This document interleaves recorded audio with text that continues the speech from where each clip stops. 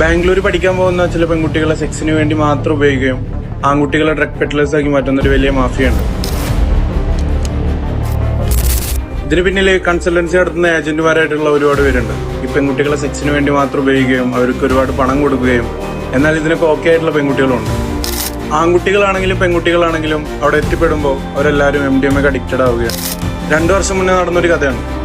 മലബാറിലെ ഒരു പാവപ്പെട്ട കുടുംബത്തിൽപ്പെട്ട ഒരു പെൺകുട്ടിയുടെ പേരാണ് ഷംന. +2 ഉയർന്ന മാർക്കോടുകൂടി പാസ്സായ ഷംന ബാംഗ്ലൂർ പഠിക്കാൻ പോകണം എന്നുള്ള ആഗ്രഹം കുടുംബത്തോട് പറയുകയാണ്. ഈ പെൺകുട്ടി ബാംഗ്ലൂർ എത്തുന്നതോടുകൂടി സംഭവിക്കുന്നത് എന്താ വെച്ച് കഴിഞ്ഞാൽ ഈ മാഫിയകളുടെയും ഡ്രഗ് പെഡ്ലേഴ്സിന്റെയും കയ്യിൽ പെട്ടിട്ട് ജീവിതം തന്നെ മാറുകയാണ്, ജീവിതശൈലി മാറുകയാണ്. ഈ പെൺകുട്ടിയുടെ ഉപ്പാക്ക് പുഴയിൽ കക്ക വാരാൻ പോകുന്ന ജോലിയായിരുന്നു. ഒരു തവണ കക്ക വാരാൻ പോയപ്പോൾ ആ പാവപ്പെട്ട മനുഷ്യൻ പുഴയിൽ മുങ്ങി മരിച്ചു. എന്നാൽ ബാംഗ്ലൂർ RR കോളേജിൽ പഠിച്ചിരുന്ന ഷംന അപ്പോഴേക്കും ഒരു വലിയ മാഫിയയുടെ അംഗമായിട്ട് മാറിയിട്ടുണ്ടായിരുന്നു.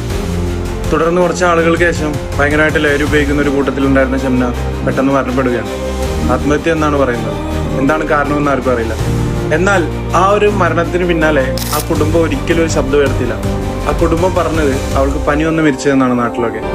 കാരണം വീട്ടുകാരെങ്ങനെ ശബ്ദം ഉയർത്തു എല്ലാം മനസ്സിലാക്കി കഴിഞ്ഞാൽ ആ പെൺകുട്ടിയെ നാട്ടുകാരെങ്ങനെ വിലയിരുത്തുന്നു മനസ്സിലാക്കിയിട്ട് വീട്ടുകാർ ശബ്ദം ഉയർത്തില്ല. അതങ്ങനെയാണ്. എന്നാൽ ആ വീട്ടുകാർ അവിടെ ശബ്ദം ഉയർത്താതിരുന്നപ്പോൾ വേറെ ഒരുപാട് കുടുംബങ്ങൾ തകർന്നുകൊണ്ടിരിക്കുകയാണ് ഇപ്പോഴും. എന്റെ വീഡിയോ കാണുന്ന നിങ്ങളോട് എനിക്ക് പറയാനുള്ളത്, നിങ്ങളുടെ ആരെങ്കിലും ബാംഗ്ലൂർ പഠിക്കാൻ പോകുന്ന ചില പെൺകുട്ടികളെ സെക്സിന് വേണ്ടി മാത്രം ഉപയോഗിക്കുകയും ആൺകുട്ടികളെ ഡ്രഗ് പെഡ്ലേഴ്സ് ആക്കി മാറ്റുന്ന ഒരു വലിയ മാഫിയുണ്ട്. ഇതിന് പിന്നിൽ